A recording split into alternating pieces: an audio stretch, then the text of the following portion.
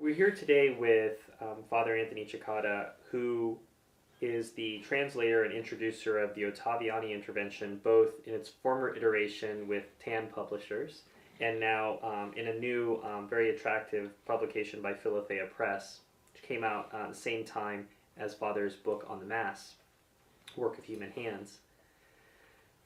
Father, when one looks at this volume, we're confronted by what we often see with short works that have gained so much traction over the years that the preface, the introduction, is almost as long as the work itself. I remember seeing in English class this that there, we'd have a critical essay, and then there were probably 20 essays surrounding it. Mm-hmm.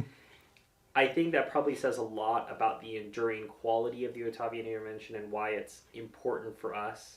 But I think that a lot of people get to look at the Ottaviani Intervention early on in their trad career and say, coming into traditionalism, because it's safe to read it. A cardinal wrote it. Mm-hmm. So I can't get into trouble. It's not anything disobedient, and it's written with a really lovely cover letter. Yeah.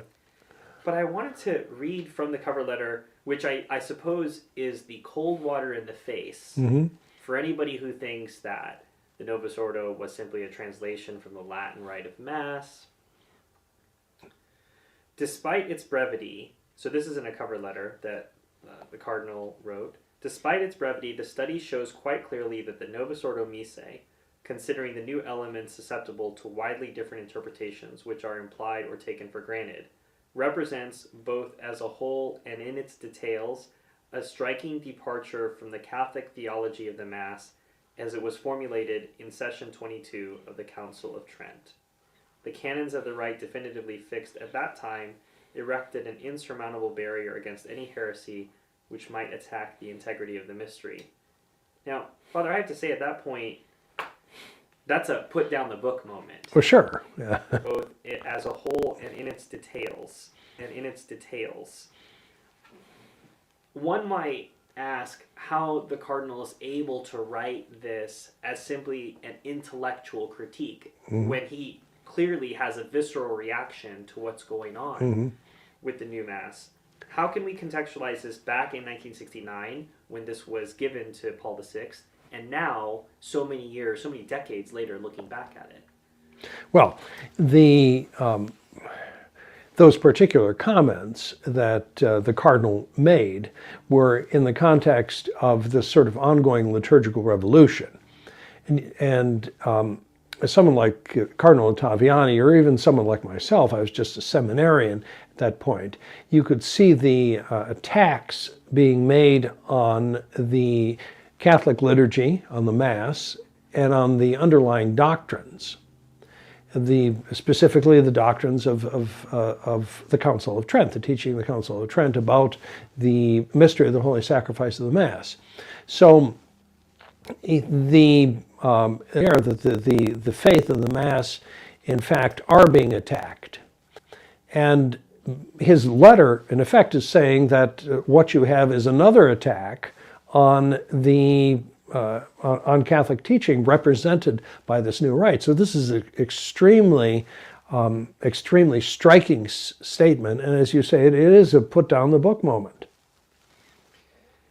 We discussed in another interview on your book on the new Mass the definition of the Mass as given in the 1969 General Instruction, and of course, as Cardinal Ottaviani and the writers of the study put together, as the Lord's Supper or Mass is the sacred assembly or congregation of the people of God gathering together, is the sacred assembly or congregation of the people of God gathering together with a priest presiding to celebrate the memorial of the Lord. The supper as an assembly, presided over by a priest and held as a memorial of the Lord to recall what he did on Holy Thursday. Presided over by a priest and held as a memorial of the Lord to recall what he did on Holy Thursday. None of this, in the very least, implies the real presence, the reality of the sacrifice, the sacramental function of the priest who consecrates, the intrinsic value of the Eucharistic sacrifice, independent of the presence of the assembly. And when I see bullet points like that talking about omissions, I'm thinking this looks like a traditionalist tract. Normally a traditionalist tract will list all the things that are gone. Yes. Well, Cardinal Ottaviani wrote the first traditionalist tract here. He's listing everything that's missing. Well, you could almost say that the Ottaviani intervention represents sort of the charter of the traditionalist movement. There was resistance to the liturgical changes up to this point, and complaints, and these were very diffused. But in the Ottaviani intervention, you find it crystallized, sort of put together almost in one point, where someone says that, all right, this is at the heart of the problem. And so you see in the Ottaviani intervention, in effect, the charter of the traditionalist resistance to the new Mass and to the whole liturgical revolution. And when you say resistance, Father, you would characterize that as a refusal to go along with the changes, as opposed to a simple sort of intellectual preference for the old rite. Is that yes, correct? You're not going to accept it, period. And you're not going to have anything to do with it. And that's the underlying conclusion, the practical conclusion that you draw from that it's not Catholic, and we have to resist it. We can't accept this change. Say, in some ways, it's failed, it's succeeded, failed, succeeded. In terms of ways, it's failed, it's succeeded, failed, succeeded. In terms of it succeeded in forcing a change in the general instruction, but it failed because ultimately it didn't stop the change of the Novus Ordo going into effect worldwide. That's correct. It succeeded because the spirit of it lived on in traditionalist priests and congregations, which led to an indult, which led to a motu proprio, which led to another motu proprio. And now you can get fiddleback vestments anywhere. Sure. In that realm of succeed, fail, the Ottaviani intervention is sort of a great first read for someone who's new to the traditionalist movement. Well, it's short and it's easy and it puts things very clearly. Well, that's good. Excellent. And be bright, be brief, and be gone. The three rules of good and effective writing. And it says an awful lot in just a few pages. It's very, very concentrated writing. And so from that point of view, it's extremely effective. It makes an impression on people. You say that, well, this was said at this particular time in history when the new Mass came out. And this nailed some of the main problems that I now, so-and-so, say 35 years later, when I'm trying to figure this out, that I've felt about the new Mass, coming to this as say, a layman who has come to the traditional Mass for the first time and who's compared it to the new Mass. Father, how did you first become involved in this project of translation? Because as I alluded to, you did this for TAN under that edition. Before that was suppressed. And now you've brought it, it's been brought back out by another publishing house. How did you get involved in the project in the first place? Well, again, it was wanting to have a text to give to people to read. Naturally, since it was such an important text for those who wanted to understand the difficulty with liturgical reforms, I wanted to give it to people. So I started trying to find translations or versions of it that could be easily reproduced. And I found that the only ones in English that were available were written in terrible English. Or they left many of the terms untranslated. And obviously a layman who is new to the traditional movement is not going to have the facility to understand those terms. So there is that problem as well. There's also a difficulty with the citations in the editions that existed in English. It was very difficult to look up the citations to different documents that these translations had provided. So there's this real need to provide a fresh translation of it. So having tried to find good translations in English, I just resolved to do one myself. And so that's where we have, I think, a lot of the, whether it's available on the internet or here, a lot of people don't realize they're reading sometimes your handiwork. Oh, heaven forbid. Might not be cited. The fortunate thing is a year or two before I had decided on this project, then Monsignor Gerard de Laurier issued a definitive edition in Latin and French of the text of the Ottaviani Intervention. He himself, at that point, Father Gerard de Laurier, he was the originator of this text. He put it together. He, in effect, is its author. He wrote it.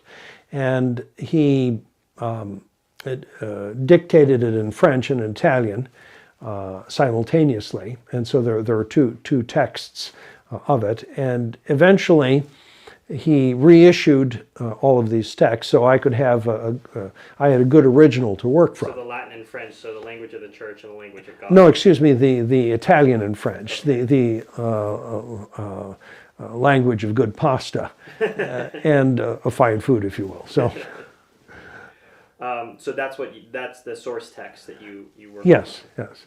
Was Archbishop Lefebvre not also involved in this in some way? Yes, he was one of the contacts in the that the originators of the Ottaviani Intervention had in Roman circles. He, I believe, was living in Rome at that time, and he had a reputation for being conservative because of his work at the Second Vatican Council with the Cetus, the more conservative fathers. So he was among the group of people who were consulted in this project. And he tried to get other bishops interested in it as well. Why did we not see his signature on the ultimate cover letter? Was he just too lowly? Was it a Cardinals only? Well, I think it was a Cardinals only club. Okay. There was the difficulty, though, that the text had been prematurely published by someone in France.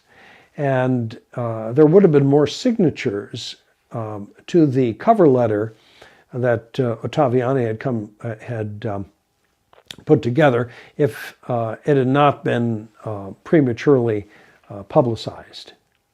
In fact, I think one of the signers was going to be the former head of the Congregation of Rites, Cardinal Lorona. So there were a number of very prominent cardinals and prelates who were interested in this, but the premature publication of it scared everyone off. I'm sure that's exactly the effect that the leaker wanted, probably. I guess so, yeah. Towards the end of as it's titled, short critical study, and again, I as someone who loves reading and loves long works, I encourage any of the viewers of the interview that it's not long, and it's not written in a difficult manner. It's quite straightforward. At the end of the short critical study, there's a reference to the imprecations of Quo Primum. Mm-hmm. And if we haven't been living under a liturgical curse since 1969, you don't. I think whoever would say that doesn't have eyes. But I think it was so prescient to say in 1960. I think the date here is 5 June 1969. To reference, and I'll just read directly from here, the grave situation fully justified and even rendered prophetic the saintly pontiff's solemn warning given in 1570 at the end of the bull promulgating his missal. Should anyone presume to lay a hand on this, let him know that he shall incur the wrath of God Almighty and his holy apostles Peter and Paul. And I've cited this before to some of my conservative Novus Ordo friends. The notion is, well, Stephen, that's the language that they used back then. That was sort of the good bang to let them know that the document was finished. Mm-hmm.